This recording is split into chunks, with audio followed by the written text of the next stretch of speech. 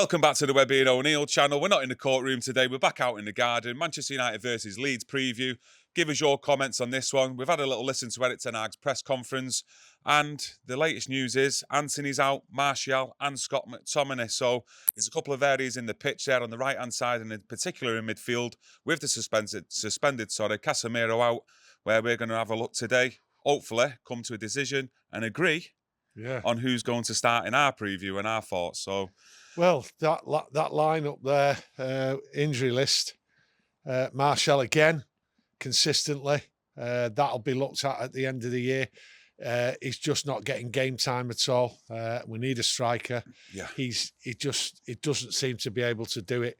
Antony is the one I'm concerned about here coming out. Is he really injured? Has he brought him out of the limelight? Well, time will tell. Well, on that one. I suspect he's took him out of the limelight. Who replaces him? Sancho's back in the frame. That's one, Kieron. Yeah, going back on Antony Marcel, though, it's concerning because, to me, don't get wrong, let me know out there, but it doesn't seem like the same type of injuries, like a recurrence of like the Achilles injury or a recurrence of a hamstring injury. It always seems to be different type of injuries this season with Marcel, and it's like, basically, his body's giving up on him.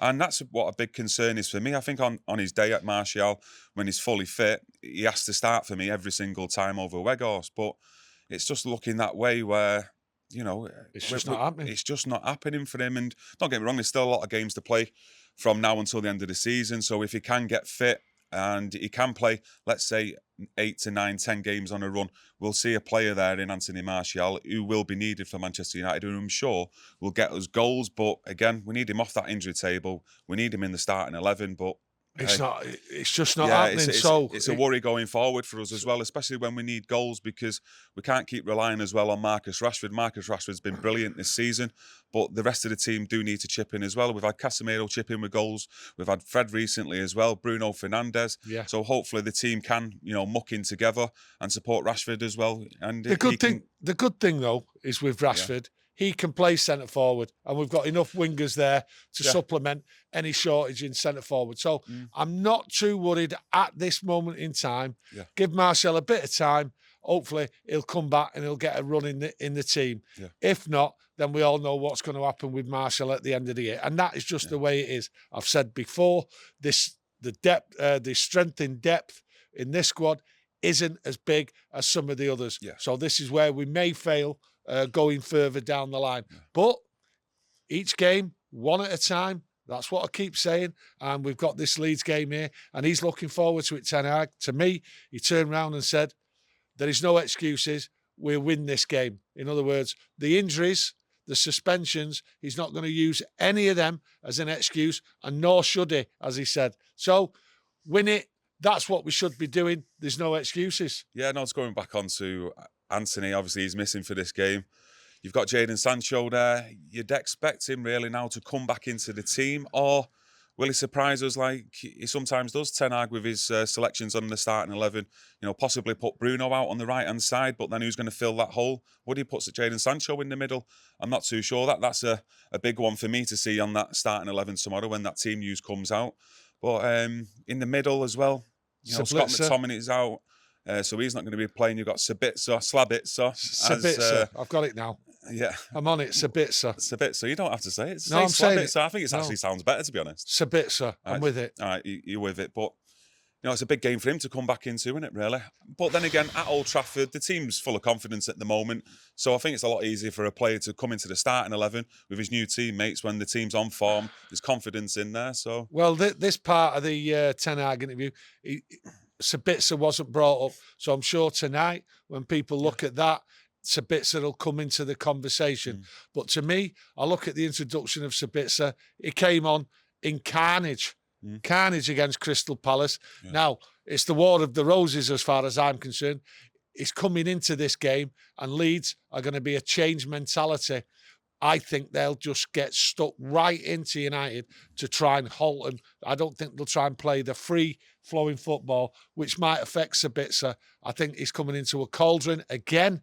So it's going to be very difficult for him. But I think with Sabitzer, though, you look at where he's played, who he plays for. He's an Austrian, he plays for the Austrian national team. He's played for Bayern Munich, albeit not regular.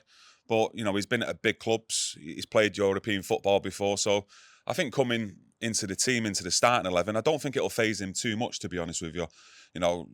Let's have it right. It's Leeds. They're not playing well. They're near the bottom of the table, and we're at home. All the fans are going to be behind us, cheering the lads on. And it's the roughhouse tactics I'm concerned about. Yeah, but he's got that in him. He's got that in him himself, though. That I know he's been brought into cover for Ericsson and stuff like that in that side of the game where you're trying to control the midfield. But the way I've seen him playing, only limited clips of him, limited games, he has got that tackling in him as well. Do you know what I mean? He is a tough lad, so yeah. I won't have any worries for him coming in on this one. No, it's just the way I see Leeds are going to be set up, disrupt the midfield, get stuck into certain players and disrupt it. That's what I'm talking about, the rough house tactics. I'm not saying he's not going to be shy of a tackle himself. Yeah. It's just that he's coming into a cauldron, right, which I don't think he's experienced before. This is just pure hatred from both sides. The players understand at Man United what this game means, and obviously the Leeds players do. So that's what I'm saying about a new player. It will take him time, and let's hope that if he has got something to put into this game, a bit of toughness, he better start straight away, because I think Leeds are coming at Man United to disrupt. They're going to look for a point and try and steal it. New manager, part-time manager just been brought in. He's got to change it. Yeah, it's the coach we had at Manchester United, wasn't it? An absolute waste of space. Well, so hopefully he gets the permanent manager's job and sends Leeds down. But with Sabitzer, you look back on the Crystal Palace game, you look at it overall when he come on as a substitute, Crystal Palace were going right at Manchester United. They were putting tackles in. So maybe that's given him a little indication, a little taste of how tough it is going to be. And that'll put him in good stead for this game. This is what I'm saying. It's 2 games in a row, right? And I think he thought he might have a gentle introduction, right, where we'd see lots of good football from him. But I don't think he's going to give the chance at the moment. Yeah. I'm not saying he's a bad footballer. I'm just saying I think that the 2 games he's been introduced will be tough for him. Yeah. To me, who does he play alongside? Fred?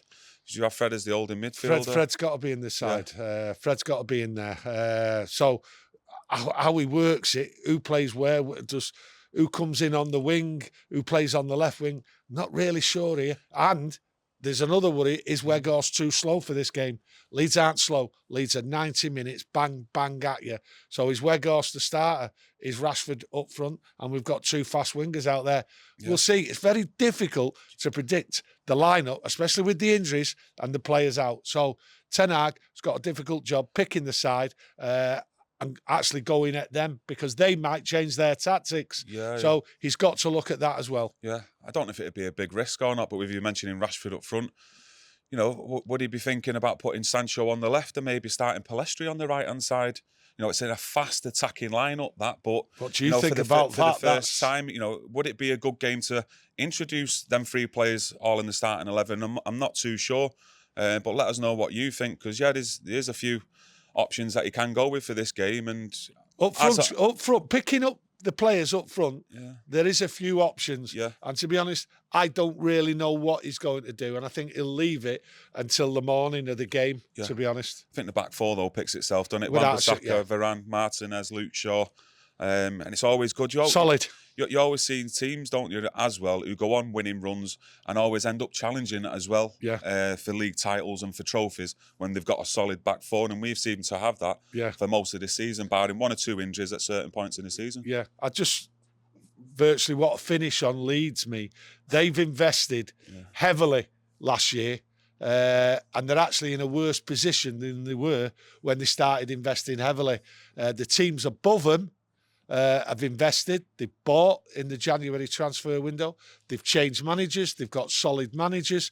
They know what they're doing. And I actually think Leeds United, if Everton are able to pull it out, and they've invested in a top manager, as far as I'm concerned, he knows the Premier League. Leeds United, to me, are in deep, deep trouble, and I'll be glad to see him go down. Yeah. Very happy to see him go down, to be honest. Yeah, you look at the teams like you've just said there. I think they're in big problems. what I'm basically trying to get to, I don't think they'll come out of this nosedive what they're on.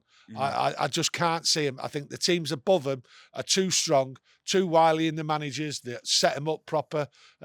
With Leeds, I think it's just too carnage. I don't think they can get away from this mentality.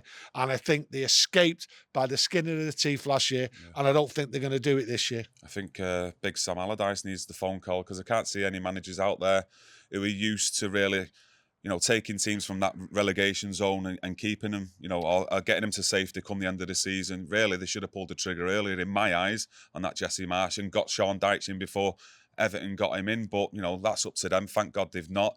And I hope to see him go down at the end of the season, which they will likely do. And that's where you deserve to be in the Championship, maybe even lower than that. Yeah, to me, what they've done, they've missed out on appointing a manager earlier on. The style, I don't think they'll be able to change the style because they haven't got the personnel, i.e. a manager, to change the style, and the personnel, what's playing in the side. The mentality of Leeds United has been, since they've come to the Premier League, is attack, attack, attack, keep going, we'll be all right, we'll score lots of goals. Well, that has just fallen on its... Yeah, but it's also the recruitment as well. The players that they've brought in, they have spent some big money on certain players, and they've just not performed. And they've let Calvin Phillips go, which he's like Houdini at the moment. He's even playing for Manchester City. So him on a personal level, he should have probably stayed at Leeds. He was a big asset to them when he was playing for them, and they've not really replaced him and spent that money well in recruitment and beefing their team up. So look, that's Leeds United. I don't care about him. We're all about Manchester United. I'm looking at the 3 points in this one. Yes. Got a double header as well against them with this week, away on Sunday as well. Yeah. Can't wait for that one. I'm looking forward to it. But yeah, score predictions. Are you going 4-0 again with this one or what? No, I'm not going 4-0. You're not going 4-0 this one? No. We was on my way to 4-0 against Crystal Palace, but he got sent off, Casemiro. Yeah, you blaming it on Casemiro? I'm blaming it on Casemiro. 2-0, 20 minutes to go. Yeah. We could have got 2 more. Now, my score prediction for this, I think it won't be a free-flowing game. It won't be easy. United's team will be disrupted, the rhythm. Leeds United, I think they'll be more pragmatic, go defensively. So I'm actually going for a 1-0 win. Yeah, to be honest with you, if you're saying that, it'll be interesting to see if Leeds United don't play the same way that they have been doing over the course of this season, and they do change it, like trying to be a bit more compact so they don't leak goals, and sit back and maybe just counter-attack, let's say, and how we combat that. I think Ten Hag said in his press conference, there needs to be more proactive in games when things do need to change, and they do need to change the system and the style going forward. So he's aware of it. He's aware of it. Yeah, he'll be ready for that surprise. And that's up to the players on the pitch that he's selected to, alter and adapt to how Leeds are playing against us as well. Just like any game, really. Score. Come on, don't get out of it. I actually think it will be, I think 2-0. I'm going to go 2-0. 1-0. Yeah, I'd love to go higher, but yeah, I'm just going to stick to 2-0. 1-0. Yeah. Let us know what you think as well in the comments, your score predictions for this one. Obviously, like we mentioned in today's video, the midfield area, there's quite a few there's not a few choices anymore to pick from. On the right-hand side as well. It's thin. It is. It's looking threadbare, to be honest with you. Threadbare. Yeah. Did you get that one? Yeah, I get it. Yeah. I'll give you a snap later. Can't believe I said that. But up front on the right-hand side, obviously, Antony's out as well. So who comes in on there? Does Sancho come in on the right or Palestra? Sancho on the left, Rashford up front. There's a few options up there, at least on the top. So just let us know in the comments. Smash a like on today's video. Subscribe if you like our content and press that notification bell, because we will be back straight after the game with my dad, Tony's match reaction, and Webby's match reaction straight after the game. So we hope to see you all there. Enjoy Tuesday, and we'll see you after the game. Thank you. Thank you.